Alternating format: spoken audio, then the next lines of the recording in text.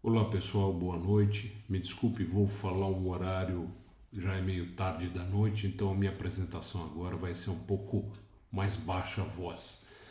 Meu nome é Valdemir de Oliveira, eu sou vice-presidente da organização sem fins lucrativos, a Target Justice. Nós estamos operando no Brasil de forma informal, não temos um escritório, mas nossa central é nos Estados Unidos. Eu trabalho como voluntário, né? Sou pré-candidato aqui a postdoc em ciência política, tenho um doutorado em administração de empresas, MBA, mestrado em marketing, bacharelado em administração de empresa e sou um revisor de um jornal europeu, o European Journal of Marketing. No Brasil e na América Latina, eu opero como vice-presidente da Target Justice, com o intuito de ajudar vítimas do programa de tortura militar americano MK Ultra, né, em sua fase 2. E esse programa de hoje, esse episódio é o episódio número 15, nós fazemos um comunicado no final ao Exército Brasileiro para nos ajudar a averiguar se de fato essas forças estrangeiras estão infiltradas em nossas organizações. Eu peço a carta final ao excelentíssimo senhor General Paiva, do Exército Brasileiro, com a intenção de esclarecer, nos ajudar a esclarecer a nossa comunidade de target indivíduos, vítimas, em relação à implementação ou não desse programa no Brasil.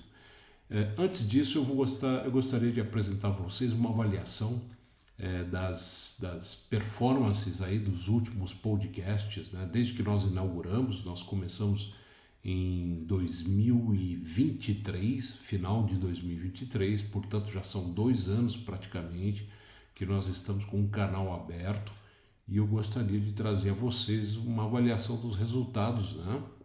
De como tem sido a performance do canal. Eu gostaria de comunicar, portanto, que após as interrupções em meu canal de março do corrente até a presente data, eu decidi fazer uma análise rápida sobre a performance deste canal no YouTube e dividir com vocês algumas informações. O canal foi inaugurado em outubro de 2023 e o canal foi hackeado 2 vezes, ficando fora do ar por 4 meses em 2024 e neste ano por mais 6 meses praticamente, ficando inoperante de março até a data atual, ou seja, 17 de agosto de 2025. Considerando esses problemas, vamos analisar alguns indicativos a seguir. Nós tivemos, nos últimos 2 anos, mais ou menos 26 mil impressões do canal Target Justice Brasil, né? Esse é um número interessante. As impressões, para quem não sabe, é o número de vezes que aparece no equipamento de um usuário a mensagem do canal, o nome do canal, né? O que me chama a atenção é que esse desempenho, como você pode ver aí no gráfico, ele teve um crescimento orgânico relativamente estável, mas apresentou uma melhora significativa entre os meses de fevereiro e março desse ano, né? Disparando aí, você pode ver aí de acordo com o gráfico, né? Nós estamos aqui na faixa de pouco abaixo de 250 impressões, quase 1.000 impressões, e disparou aí para quase 6 mil, né, em pouco tempo. Mas depois ele não se sustentou, ele veio a cair, né? Subiu um pouco mais recentemente, por incrível que pareça, apesar do canal estar fora do ar esse tempo todo, o número de impressões continuou a subir, né? Mas sobe em picos, ele não sobe numa avaliação crescente steady, né? Contínua. O que me chama a atenção nesse total de impressões é essa alta absurda em poucos dias, que foi mais ou menos entre o dia 1 de março de 2025 e 8 de março de 2025, né? Você pode observar que até esse período todos os períodos anteriores de podcast, 10, 11 podcasts, nós tivemos apenas, em média, 225 impressões. Em média não, em média. No total aí nós tivemos 225 impressões em média. E ela subiu aí do dia 1 para o dia 8 para mais de 1.000 impressões, né? Em 5 dias úteis, né? Isso aí chamou muita atenção. Infelizmente, esse número de impressões nos celulares ou equipamentos, ou outros equipamentos como computador, iPads, eles não se sustentaram, né? E voltou a cair logo em seguida. E então o crescimento é um pouco volátil, né? Mas num nível bem inferior. O crescimento orgânico estável ao longo dos 2 anos teria o contexto daqueles dias influenciado a impressão? Nós podemos observar que houve um incremento de mais de 1000% do número de impressões nos equipamentos das pessoas comparado com 2 anos anteriores. E logo que houve esse incremento, houve um decréscimo de 76% 5 dias após. Então, a grande questão é o que houve entre o dia 2 e o dia 8 de março que provocou esse incremento absurdo comparado com a média do meu canal, né? Fica a questão, né? Fica a dúvida, teria sido o contexto, porque em tese, né, se um canal cresce organicamente online, ele deveria crescer igualmente em todos os lugares, né? Porque ele é uma plataforma online, ele não é uma plataforma física, então ele deveria ter uma distribuição homogênea nas mais diferentes cidades, um crescimento orgânico. Claro que o impacto local, alguma campanha específica ajuda, mas ela explicaria esse incremento de 1000% em 5 dias, né? Fica essa dúvida. Para isso, nós temos que avaliar os detalhes, né? Alguns aspectos da demografia de quem assistiu e tudo mais, para ver se a gente consegue ter uma luz aí no fim do túnel. Como vocês podem ver, o total de impressões atingiu 3.000 praticamente naquela primeira semana de março. Foram 500 visualizações só naquela semana, praticamente 500, né? Estou arredondando. O click-through rate, que é a taxa que a pessoa que recebe o aviso no celular ou em outro equipamento e clica, né, naquela postagem, naquele link, é de 6%. Então, nós podemos dizer que é um pouquinho inferior à média, mas ela está quase na média. A média é cerca de 7%. Então, não houve mudanças no click-through rate. Em tese, nós estaríamos falando com a mesma intensidade de interesse de outros períodos, né? O que chama atenção, portanto, como eu já disse, é o nível altíssimo de impressões, né? O que nota também interessante é que foram 10 inscritos que você pega a taxa de 3.000, você multiplica por 6%, né? 10% daria 30, 5% daria 15, nós estamos falando de um pouquinho mais de 15, é 18, né? 18 pessoas. Dessas 18 pessoas que clicaram, 10 assistiram o canal por 75 horas naquela semana. Então 10 pessoas estavam muito interessadas nesses vídeos, nesse canal. Me chamou a atenção esse número. A média de cada pessoa foi de 9 horas, né, por pessoa. Dessas 10 pessoas que assistiram, 9 horas por pessoa. O foco principal desses episódios foi no episódio número 11, que vocês têm aí no canal, que é a relação do EEG e da inteligência artificial, né? É um episódio interessante. O que é interessante notar é que a pessoa que assistiu isso, né, ela já partiu para o episódio número 11, né? E ela partiu coincidentemente nesse período, todas, né? Muito interessante que ela parte-se do pressuposto que ela já sabia de outros episódios, né? Porque quando você começa um canal, assistir um canal, acompanhar um canal, inscrever um canal, se inscrever, normalmente você começa do início, né? É interessante que a pessoa foi direto ou assistiu mais esse, né? Não significa que ela não tenha visto outros episódios, porque o número de horas por pessoa indica que ela viu vários. Mas é interessante que o foco aí no episódio do EEG da inteligência artificial chamou muita atenção. Ele teve um desempenho, nessa semana em particular, bem acima do que qualquer outro. Muito interessante saber disso. Mas aí vem a pergunta, e por quê? Né? Por que esse foi o episódio? Quem seriam essas pessoas, né, que estariam por trás disso, assistindo, interessadas? Né?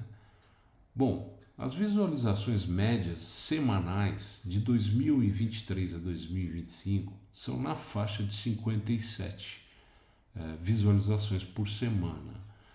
A gente notou que essa semana aí de 1º de março aumentou a visualização média semanal em 10 vezes e depois voltou a cair de novo. Alguma coisa aconteceu nessa semana que eu não consigo entender, até estou aberto às pessoas que me ajudem e coloquem no canal aí os comentários e me digam onde estaria a explicação, né? Para a gente entender um aumento de 10 vezes na visualização em uma semana, né? O que seria isso? Bom, a idade dos que comumente assistem o canal são pessoas aí entre 25 e 34 anos, numa intensidade menor aí do que 25%. Depois, está meio pequena a informação, mas espero que vocês consigam visualizar, entre 45 e 54, nós chegamos aí quase a 70%, 2/3 aí de pessoas entre 45 e 54. E interessante, pessoas acima de 65 anos também analisam esse canal num número relativamente próximo aos jovens, né? Então nós temos aí, digamos, 2/3 da visualização para as pessoas entre 45 e 54 anos e aí 1/3 entre os jovens e os bem mais velhos, os dois extremos, né? Interessante porque dessa demografia, mas é a demografia média do meu canal. Entretanto, na semana do recorde histórico de março, uma dúvida crucial.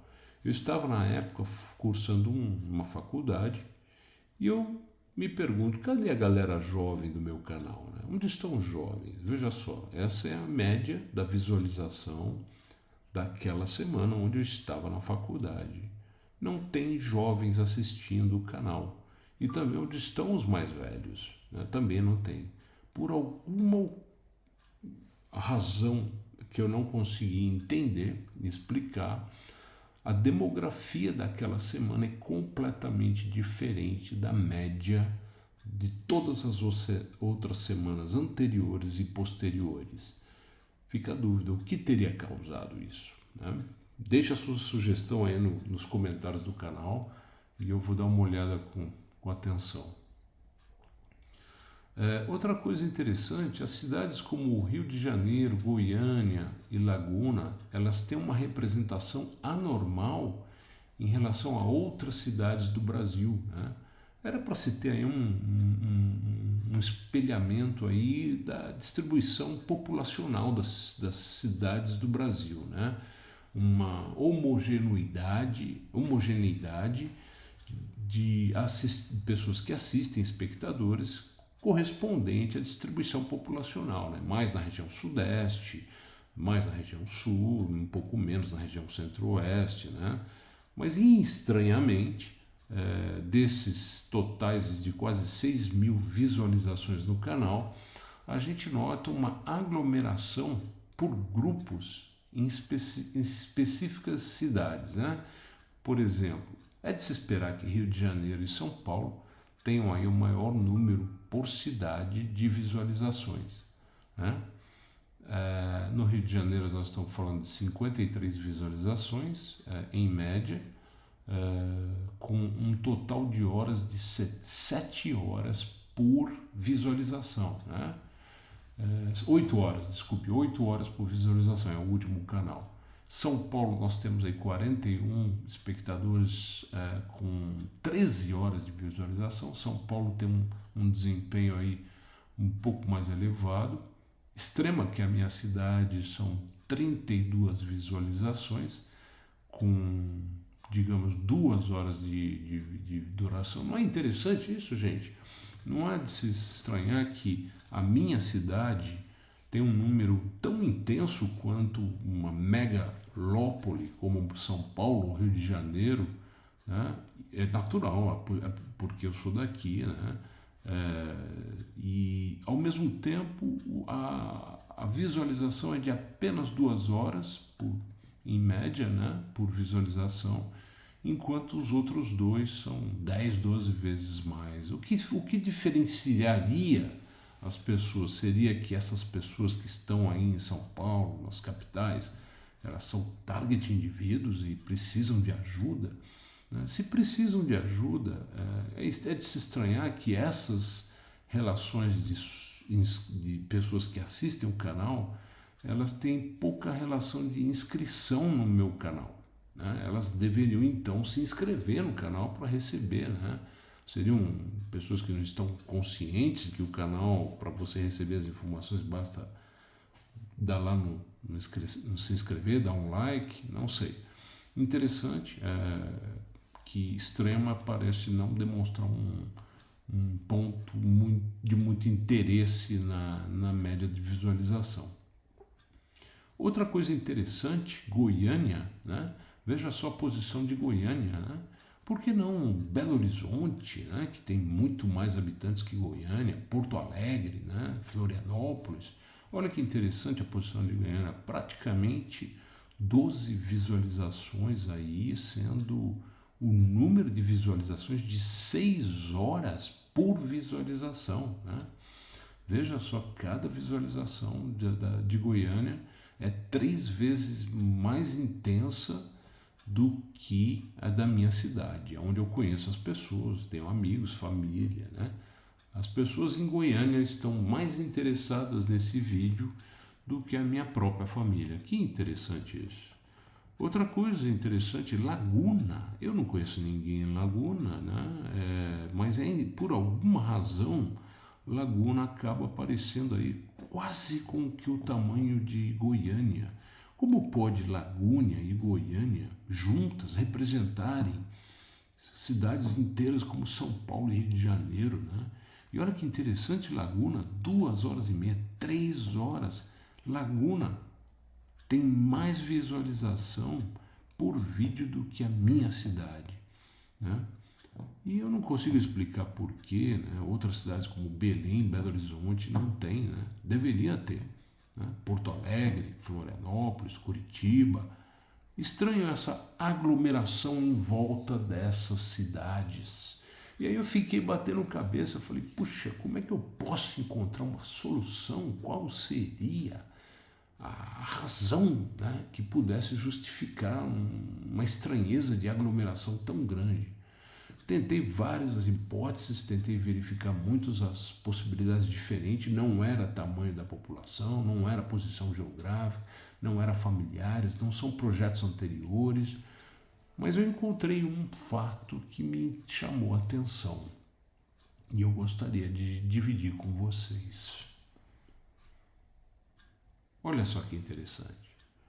Em cada uma dessas cidades há uma coisa em comum, um batalhão especial do Exército Brasileiro.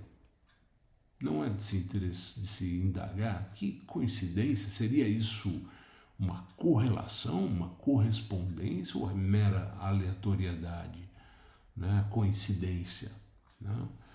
E aí eu fiquei aqui de analisar, né? Puxa, é uma correspondência entre o grau de maior número de espectadores de meu canal por cidade em relação à posição geográfica de alguns batalhões do Exército Brasileiro. Seria a causa ou a mera coincidência? A gente sabe que correlação não é causality, né? Não é causalidade, né? Precisamos tomar cuidado em associar, pode ser simplesmente uma mera coincidência, né? Mas é interessante que a região do Rio de Janeiro é a região militar 1, a região de São Paulo é a região militar 2, a região de Extrema 4 é a minha cidade ligada à região 4, a região de Goiânia é a região 11, a região de Laguna, está aí a explicação, talvez, né, não sabemos, seria a região 5, militar, a região de Belém, a região 8, a região de Belo Horizonte, a região 4. Belém e Belo Horizonte estão com 0, mas é porque os dados agrupados ainda não são significativos. Então fica a questão. E Goiânia? Well, Goiânia, por um acaso, pode ser uma mera coincidência, é a sede do Batalhão de Operações Psicológicas do Exército Brasileiro. Vocês lembram do meu podcast número 1, lá de 2023? Se vocês não se lembram, eu recomendo dar uma olhada, que eu abro o podcast 2 anos atrás com um relato do manual de tortura do Exército Brasileiro, e tudo que eu ouvia na época, né, de tortura reflete o que o Exército Brasileiro tinha montado. Mas eu não acredito que seja o Exército Brasileiro como um todo. Longe disso, o Exército é uma instituição importantíssima para o nosso país, né? Ele deve ser respeitado. Os profissionais do Exército são profissionais, até onde eu sei, batalhadores e honestos, mas eu não posso descartar, vendo esses resultados e a coincidência de fatores ao longo desse trabalho todo e as divulgações do que acontece lá no exterior, não podemos descartar que pode estar havendo sim algum tipo de infiltração nestas unidades, sem talvez o conhecimento dos nossos generais, né?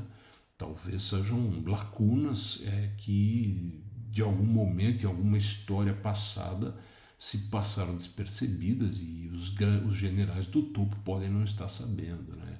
Então, nesse sentido, eu venho aqui solicitar, mandar uma mensagem ao Exército Brasileiro, na figura do excelentíssimo senhor general Tomás Miguel Ribeiro Paiva. Eu venho a Vossa Excelência usar este canal para um apelo pessoal, solicitando investigação interna nos batalhões do Exército Brasileiro, em particular nas regiões já citadas anteriormente, com o intuito de nos ajudar a entender se de fato há grupos infiltrados auxiliando forças estrangeiras na implementação do programa MKUltra em pleno solo brasileiro, conduzindo operações psicológicas contra civis em tempos de paz. O ponto inicial de investigação poderia ser, não estou dizendo que é a razão principal, mas poderia ser aí em relação ao conteúdo dessas operações de cooperação firmadas com administrações anteriores, seguindo aí a solicitação de nosso presidente, o Richard Lighthouse, presidente da Target Justice dos Estados Unidos. Solicitarei, a pedido dele, um pedido de informação nos próximos dias junto ao Exército Brasileiro. Assim eu termino a carta, né? Cordialmente, Valdemir de Oliveira, vice-presidente da Targeted Justice Latinoamérica. E aqui estão os acordos, né? Scientific and Technical Cooperation, Agreement Related to Cooperation in Science and Technology, signed at Brasilia, February 6, 1984, entered into force May 15, 1986. TIAS 10990, Amendment and Extension March 21st, 1994, TIAS 12537. O segundo, Memorandum of Understanding Concerning Scientific and Technical Cooperation in the Earth Science, signed at Reston, January 17 and 31st, 1997, entered into force January 31st, 1997, TAIAS 12829. E, por fim, uma sugestão o Memorandum of Understanding Concerning Scientific and Technical Cooperation in the Earth Science, signed at Brasilia and Natal in June 22nd, 2007, entered into force June 2007, TIAS 07622. Veja bem, nós aqui não estamos dizendo que esses acordos seriam a causa pelas quais acreditamos que haja infiltração do programa MKUltra. Só estamos solicitando que se investigue esse tipo de acordo, né? Estamos pedindo ao senhor general Paiva que averigue, que dedique um time investigando esses acordos para tentarmos entender se não houve desvio, né? Ou se não seriam através desses acordos. Nós não temos consciência do que está se passando, não estamos acusando ninguém, só gostaríamos de solicitar, portanto, maiores esclarecimentos em relação à natureza desses acordos. E por fim, eu gostaria de encerrar, né, solicitando aos espectadores aí que doem para a nossa instituição, né? Nós fazemos trabalho voluntário. Eu estou aqui desde as 3h30 da manhã, agora já são praticamente meia-noite, portanto são quase 24 horas de trabalho, né? Já deu 21 horas de trabalho sem parar, só para o almoço, e eu gostaria que vocês soubessem que eu faço esse trabalho voluntário, né? Em prol da causa, né? Como eu fiquei muito tempo sem conseguir comunicar com vocês, eu resolvi tentar ao máximo tirar o atraso. Então nós fazemos o trabalho individual, assim, de coordenação, nos reunimos com a Target Justice mensalmente. Nós temos aí mais de 500 mil visualizações no nosso website, que também foi propositalmente tirado do ar nos Estados Unidos, o que nos afetou bastante, afetou nossos rendimentos. Em relação aos trabalhos, nós temos muitos custos com processos, são 3, 4 processos na Suprema Corte Americana, né, que estão indo, um já foi, e isso tem custo. O custo nos Estados Unidos de processos na justiça é muito caro, né? Então custa caro para a organização tentar trabalhar nesse sentido. E a organização, a Target Justice, ela não faz para ela faz para fechar o programa. Você que é target indivíduo, né, vítima do MKUltra em todos os lugares do Brasil, você vai ser beneficiado caso o programa seja fechado. Nós não somos uma agência de advocacia, nós não trabalhamos para pessoas individualmente, mas fechando-se o programa internacionalmente, você será beneficiado. Então pense bem em chegar, dar um apoio, entre no website, traduza lá no Google Chrome ou no Safari ou em qualquer outro browser, faça a tradução, instala um tradutor simultâneo, você vai ver a página, vai conseguir ler todos os materiais que estão lá nessa segunda versão. E eu gostaria que você nos desse um apoio, né? São mais de 20 mil assinantes de nossas newsletters, nós temos presença nas principais mídias sociais e o trabalho tem que continuar, né? Até a gente fechar esse programa. Muito obrigado a todos e eu desejo uma boa noite.